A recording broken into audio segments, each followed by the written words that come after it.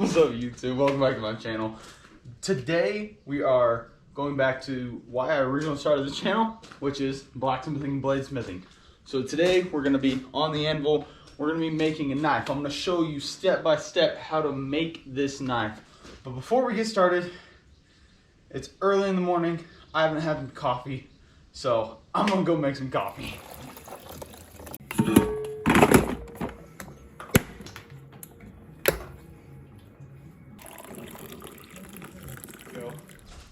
Okay, so like I stated earlier, we're going to be making a knife. I don't have one particularly that is finished, but we're going to be making a railroad spike knife. So I have a bunch of them that I've started over there.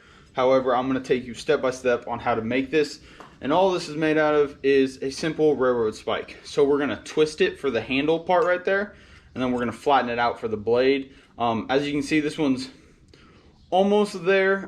Still needs a little bit of tweaking and then obviously grinding, but I'm going to be showing you how to make one of those yourself, especially if you're a beginner blacksmith. The only really thing that you will need today, besides your fire source, your anvil, and then whatever you're hitting with, is either a pair. You can use a pair of vice grips. It'll be a little bit harder. You can use an anvil if you have a hardy hole. If you don't, you can use just a bench vise or whatever, but you need something to hold on to one side of the railroad spike and the other side so you can go ahead and twist it. So I have my anvil right here that has a 1/2 inch hardy hole, which is pretty much the size of any railroad spike that you find. And then this is just a pipe wrench that I got at a antique store. It makes it really easy for twisting as well. So what we're gonna do, I'm gonna heat the forge up, and then we're going to throw a fresh railroad spike. Well, not fresh, it's an old railroad spike, but we're gonna throw a railroad spike into the forge. Get it nice, glowing, red hot, and then we're going to pull it out and we're going to twist it. That's the first thing that we're going to do, and I'll talk more about that after I finish my coffee. Quick other note, if you watch my YouTube videos and you are not subscribed, please consider subscribing. I recently figured out on YouTube that you can see your viewers, what percentage of your viewers are subscribed and which ones aren't. And over 80% of you guys that watch my videos are unsubscribed to my channel. So if you find value in my videos, or you like watching me make mistakes and be kind of silly, please consider subscribing. It would greatly appreciate a lot to me. That didn't sound right. I would appreciate it a lot if you subscribe to my channel, if you watch my videos and are not currently subscribed. Since I can't speak, here in a second, I'm gonna light the forge. Okay, now since the forge is nice and hot, I'm gonna go ahead and put this in the fire. You can use a pair of vice grips, you can use a pair of tongs, whatever suits your need. Don't drop it on the ground, even though it's not hot. It's not good practice. So, anyway, we're gonna put in the part that has the head of the spike because we're mostly heating up this part. You don't wanna heat up the whole spike, or else you're just gonna be wasting gas and wasting fuel.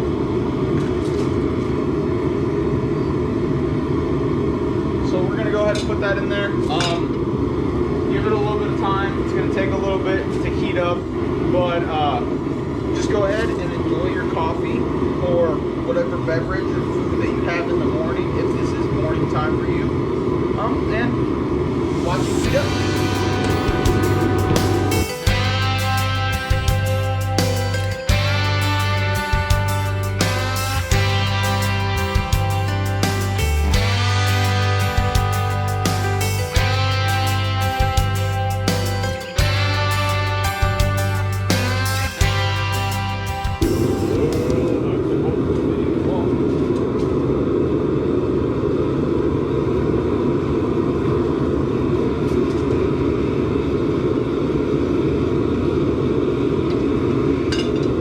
I said earlier, you're gonna go ahead and put on your vice grips, or in my case, I'm gonna go ahead and put on my pipe wrench or monkey wrench. You're gonna bring it up about an inch, half inch, and you're gonna go ahead and twist it.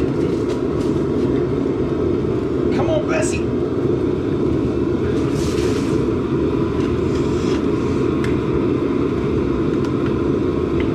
Oh man.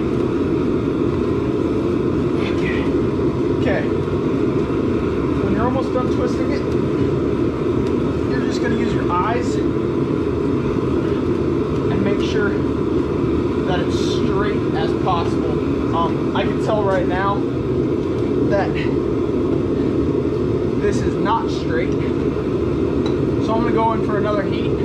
Right now, this is not straight. We need to go ahead and twist it a little bit more and bend it how we want it to. So go ahead and put that back in your hardy hole or your vise, whichever one you are using.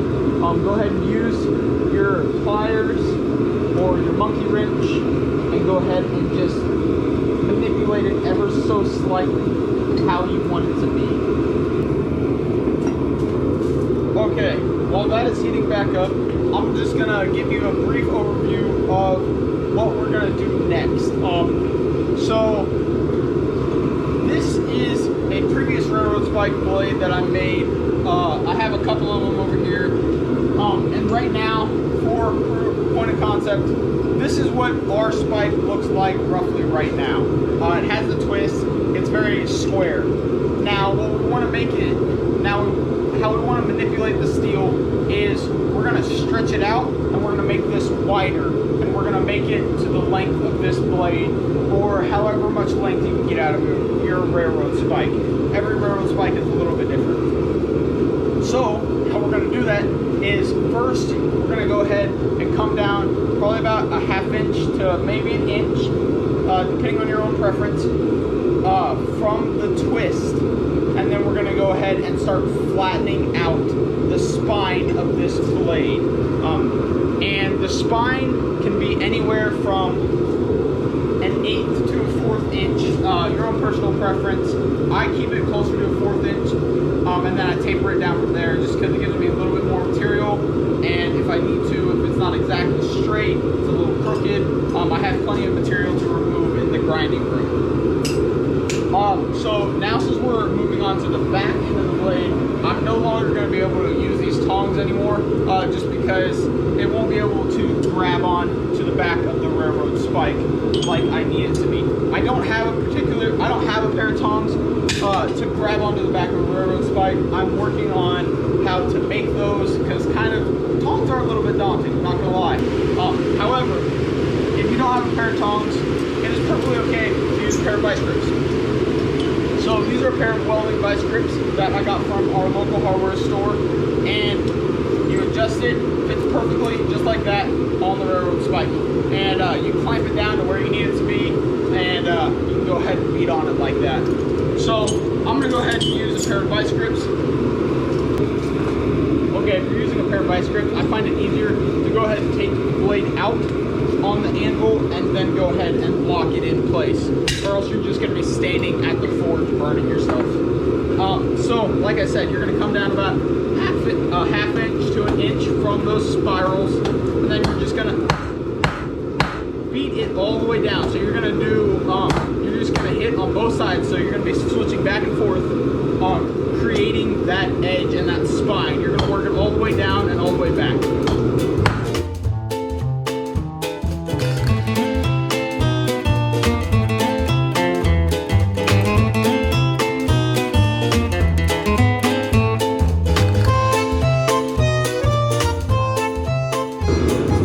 Okay, now since we have the thickness that we desire, which is about this 4th inch to 1/8 inch, somewhere in there, once you get that where you desire, obviously the blade is offset, and it doesn't look like a blade, it just looks like a flat piece of steel. So what we want to do next is we're going to put it on like this. We're going to hit it at a 45-degree angle with our hammer right there on that bevel, and that's going to help straighten the spine and create that transition from the handle to the blade.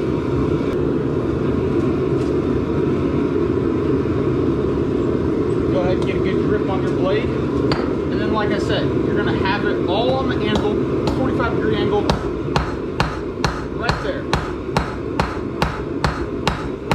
You wanna hit it as accurately as possible. And if you need to, go back to the sides, go ahead and straighten it up. And as you can see, we went ahead and moved the blade up and the handle down. Now we have a curve to the blade, so we're gonna just go on the opposite side. Go ahead and hit it a little bit. And now we have that little dip right there. Just go ahead and specifically hit right there on the blade. Work it all the way down the spine. Help make that spine as straight as possible.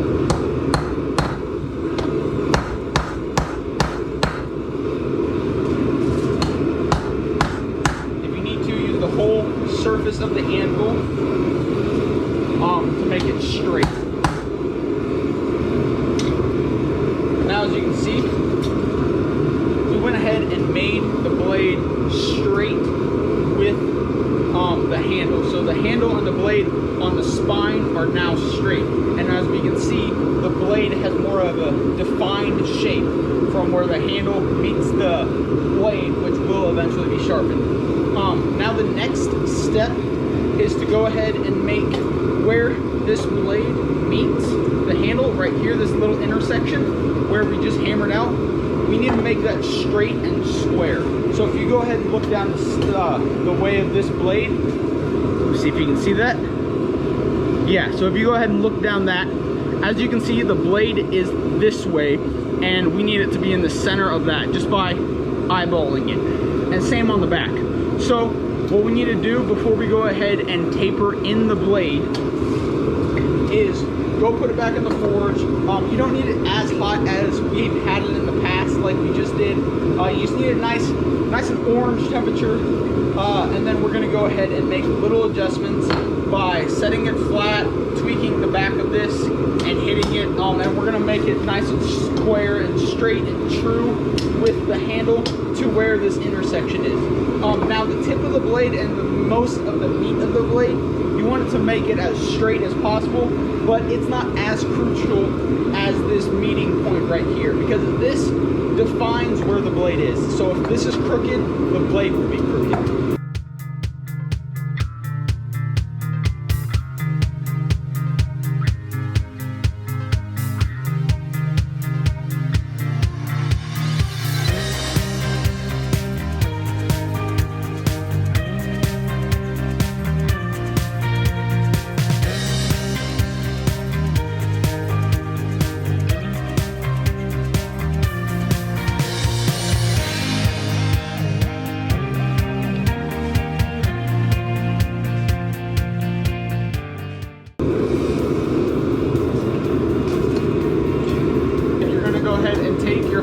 At a 45-degree angle at the back of your blade where it'll start. You're just going to go from the spine all the way to the front at that angle. And you're going to work all the way down the blade.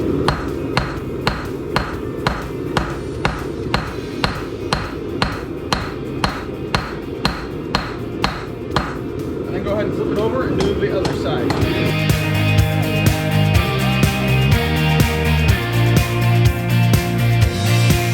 As you can see, the spine is now significantly thicker than the tip. There's still a little bit of work to do, but we're just going to keep heating it up, working it down, heating it up, working it down, and eventually we'll get to a tip that is anywhere from a 1/16 inch to an 1/8 inch, preferably more on the thicker side, to where when we quench it, there's less chance for it to warp and move on you.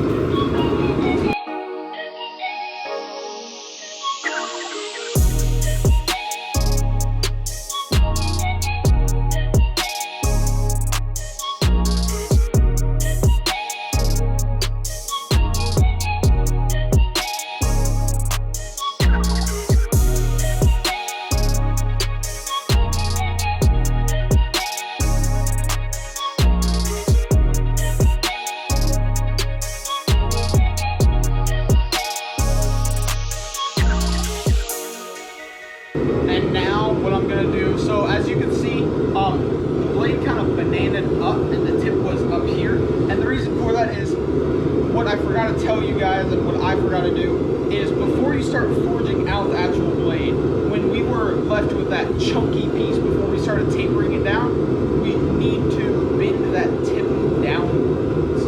Because when you start forging in the blade and the bevels, that tip will naturally want to go upward. So you need to bend it down in the beginning. But since we forgot to do that, and now we're left with a banana shape, how we're going to fix that is we're going to heat it up, and then we're going to go on to, so right now the blade is this number. So we're going to put it on the anvil like this, and we're going to have a gap right there, and then we're going to hit it downward onto the spine, and hopefully that fixes it. It should fix it without too much damage to the edge we just created. And if it does create a little bit of damage, hopefully we're able to fix it and not create any cold shuts in the process.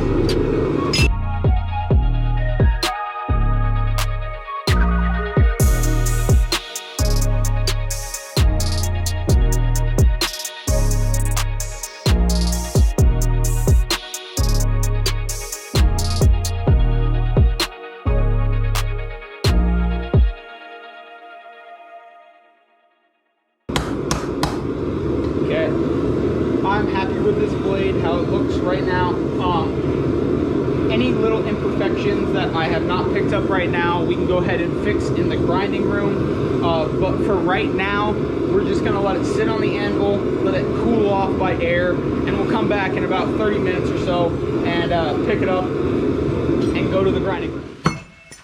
All right, guys, it's been about an hour or so since I forged out this blade. Now it's time to grind, which is my second favorite part of the process of making a blade. And first three things that we're gonna do: we're gonna grind in a tip, we're gonna grind the front to where it's square, and we're gonna grind in the spine of the blade to where it's nice and square as well. Now the reasoning for doing those three things first is so when we measure from the spine to where we want our bevel to start on the blade, it's the same measurement on both sides, so it'll be mirror finishes of each other when we're all said and done. So I'm gonna set you up right over here. I'm gonna turn on the belt grinder, and we're gonna grind out a blade.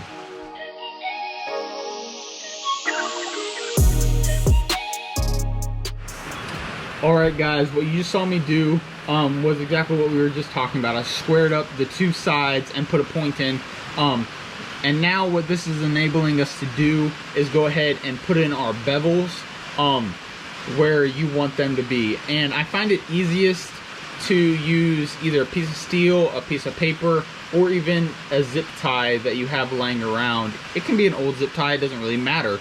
But if you mark that zip tie or piece of paper or whatever, and you start at the tip and you go all the way down, you just made a perfect bevel that is the same exact distance from here on the blade and here on the blade. It's the same exact distance, so your bevel will be the same on both sides as long as you've got this nice and square and true. I'm gonna go ahead and mark that real quick, and then I'm gonna use the belt grinder for most of this bevel work. However, when I start getting towards the end, right here we're gonna have our shoulders, which is where the blade meets the handle. And I'm gonna actually take it over to the vise, clamp it in, and I'm gonna use a hand file so I can get those shoulders as square and as true as possible so it doesn't look funny when you look at it. So I'm gonna go ahead and mark those up, and we're gonna go back to grinding. All right, guys, I went ahead and put in those bevels. We have a nice solid bevel on both sides. They're both even. And now, before we continue grinding and we put it on that fine edge, that razor sharp edge, we need to quench this blade. And before we quench it, we have to thermocycle it. Now, you don't have to thermocycle it. This is just an extra step that I'm wanting to do because I particularly like it, and I like what happens to the steel after you're done with it. So if you don't know what thermocycling is, each time that you thermocycle, it refines the grain structure within the blade, because after twisting and manipulating this steel, it's not the same grain structure as it was before. So by thermocycling, it helps bring the grain structure of the steel back to its original, and then each time that you do it, it gets more and more refined. So I'm going to do 2 thermocycles and then we're gonna go ahead and quench it. Like I said, you don't have to do a thermocycle, but I'm going to do it just because it's my preference. And then we're gonna go ahead and heat this back up to critical temperature and then quench it in vegetable oil. Now you can use peanut oil, you can even use transmission oil. I've been successful with all of them. It just depends on the flash point of the oil and how hot that you have to get your blade. So if you have a higher flash point, you might have to get your blade a little bit hotter, but if you have a lower flash point, you don't get it quite as hot.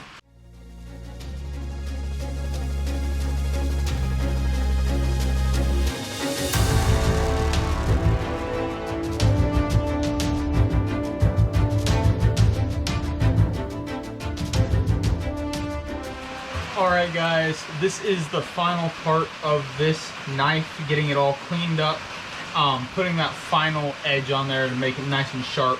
Like I said before, I like to hand file the last bits of my blades and make it nice and sharp.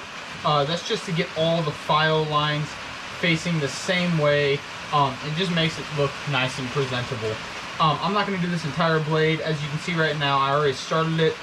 This scale right here, I am probably going to leave that just because it allows the blade to be more protected like this, and it gives it a good finish in the end.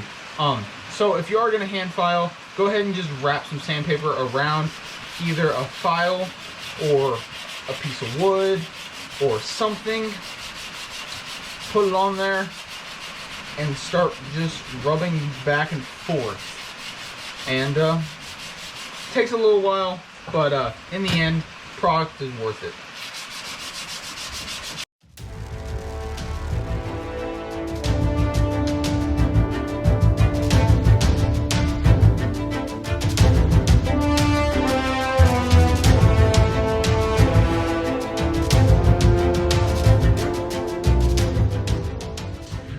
Alright everyone, that's going to wrap it up for this week's bladesmithing video. Since blacksmithing and bladesmithing is the original reason why I started this channel, I am promising you guys right here, right now, that each week you will be receiving one, if not more, blacksmithing and bladesmithing content from me.